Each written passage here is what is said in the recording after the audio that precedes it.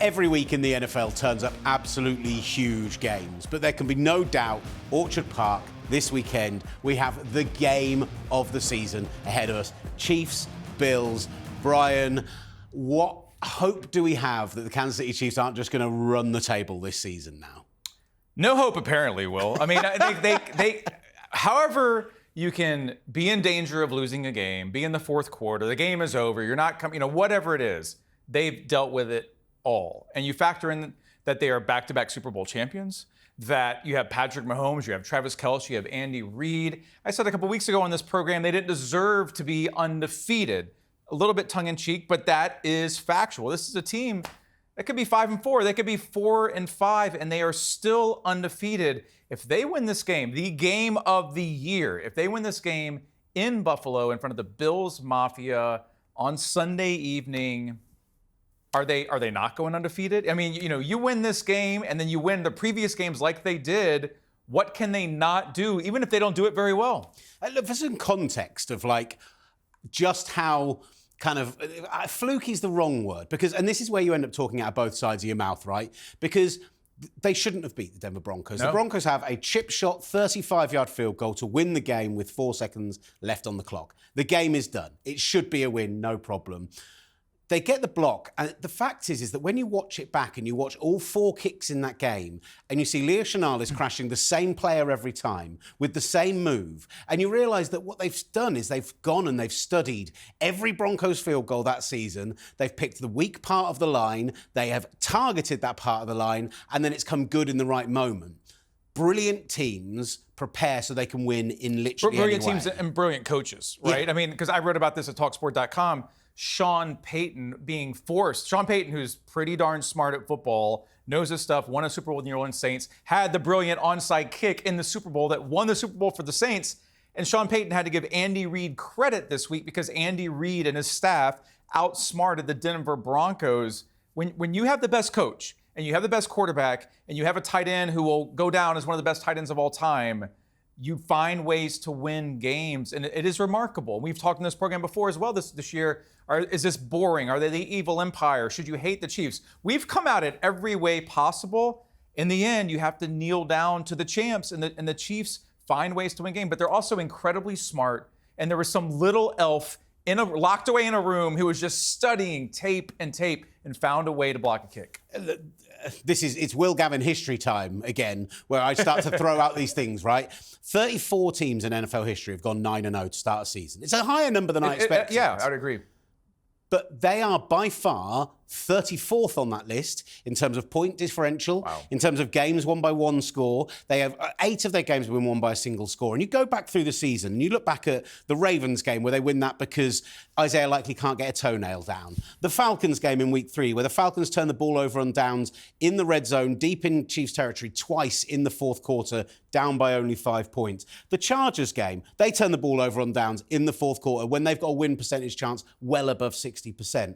The Buccaneers not going for 2 weeks ago when they could have won that. This is a team who could be under 500 at this point. The Raiders probably could have and should have beaten them if they take advantage of the turnovers. The 49ers collapse on offense when their defense is sensational and picks off Pat Mahomes 3 times. This is a team who are hanging on by the skin of their teeth week in, week out, and yet I can't help but admire it, and I can't help but go, in my mind, I look at this Bills game. If they beat Buffalo on Sunday, I'm not going to be surprised if we get to New Orleans in February with a team that have not lost a game in over a year and a half and are looking at winning a Super Bowl undefeated for only the second time in NFL history. And I'm always obligated to mention, and Taylor Swift is your biggest fan. And she now, nobody even really talks about her anymore. She's just in the suite. She watches these wins. She gets super excited. She wears her cool outfit. But this is just normal now. I mean, all Taylor Swift knows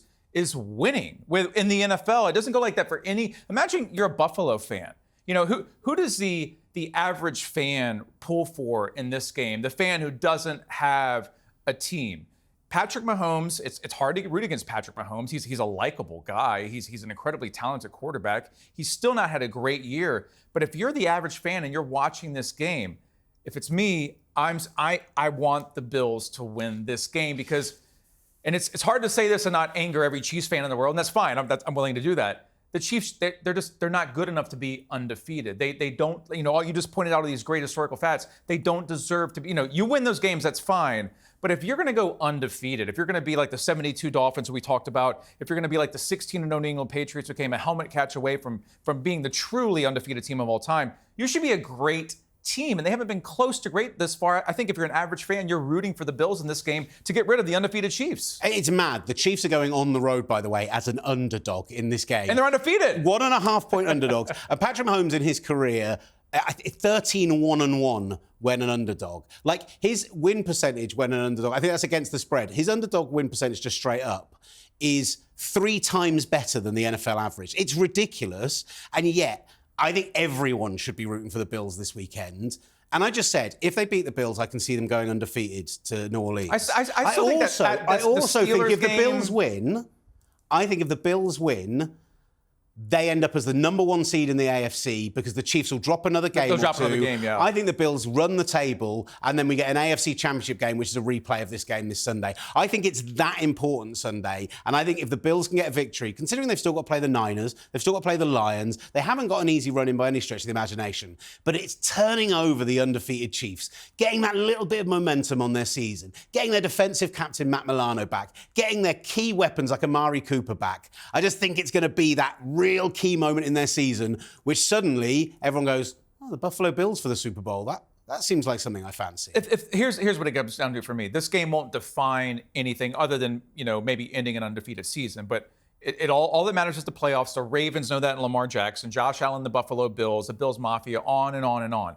But if you're the Buffalo Bills, it has to start somewhere. If you're going to do this, if you're going to take that next step, if you're going to dethrone the Chiefs or the Chiefs are going to fall this year, you have to do this. You're at home. You're in front of the Bills Mafia. You're a really good team. Josh Allen's an MVP contender. You want to be the MVP? Beat Patrick Mahomes. You want to be the best team in the AFC? Do it at home when you can actually, give the Chiefs something to really, okay, we're 9-0, now we're 9-1. We haven't really won well this year. We're not playing up to our standards. They drop another game and things could start to crack a little for this team. There's no way around it, Will. Buffalo has to win this game if they're truly going to break through this year. I think it starts this weekend in Orchard Park. Look at just how much, when Leo Chenal jumps this pile and blocks everyone, look at how much it meant to this Chiefs team to stay undefeated going into this weekend.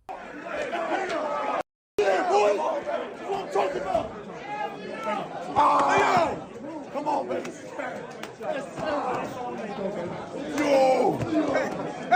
Come on, baby.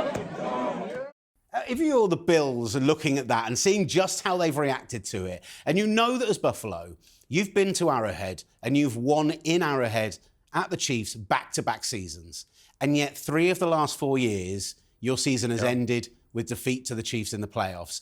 There cannot be better motivation if you're the Bills this weekend.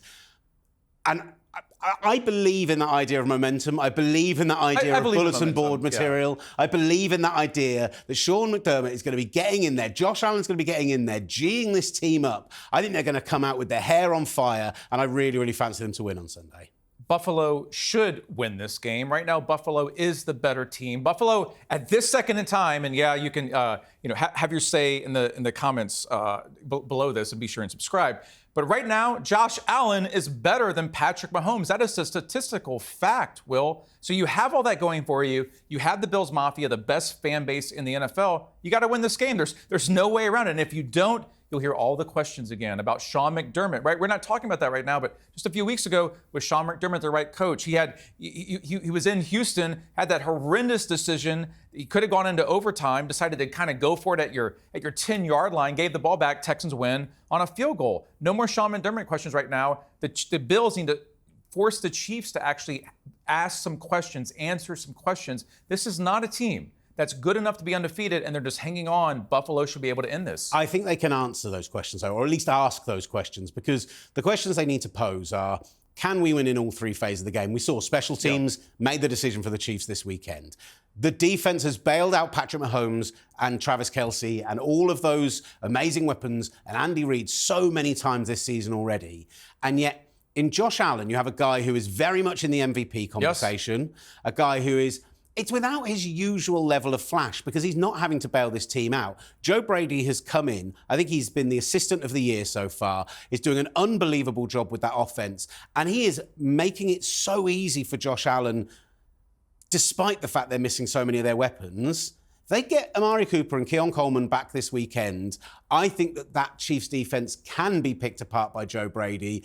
And for me, that's the matchup. If Josh Allen can beat the Chiefs defense, I am more than confident that the Bills defense can hold Patrick Mahomes below 28 points, 25 points. And at that point, I would fancy the Bills to win in a shootout. Let me ask you, is this the Chiefs' toughest test this year?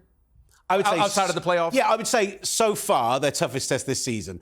Christmas Day against the Steelers and how good that defense has looked, they have been sensational. But this year, the only other game, I think, on their slate that compared when you looked going into the season was the 49ers, right? And by the time they played San Francisco, they were already stumbling all over the shop, and they just had a terrible day on offense. The Bills are, outside of the Lions and then the Chiefs themselves, the most complete team in the NFL, and the team who are built to beat the Chiefs. If you're in the AFC, you have to be built to beat the Chiefs. Yes. That's literally what every team should be doing. You have to coach to beat the Chiefs, which Tampa Bay and Todd Bowles forgot. And we've seen so many coaches do that. I've covered teams that did that. You cannot trade field goals. I mean, keys to beating the Kansas City Chiefs, very, very simple. You got to play a great game. You can't turn the ball over. You must be efficient. But you must attack. It has to be a mentality, a philosophy. It's kind of like the old Brady stuff for the Patriots. You have to get out of Patrick Mahomes. You can't let him be comfortable. But ultimately, it is you're going against not just Mahomes and Kelsey in the offense and the defense. You're going against Andy Reid. You're going against one of the best coaches in NFL history, and Andy Reid is so creative and he's so smart and he's so great at game planning. And hey, we're about to lose to Denver. No, we're going to find a way to block a kick to win that game.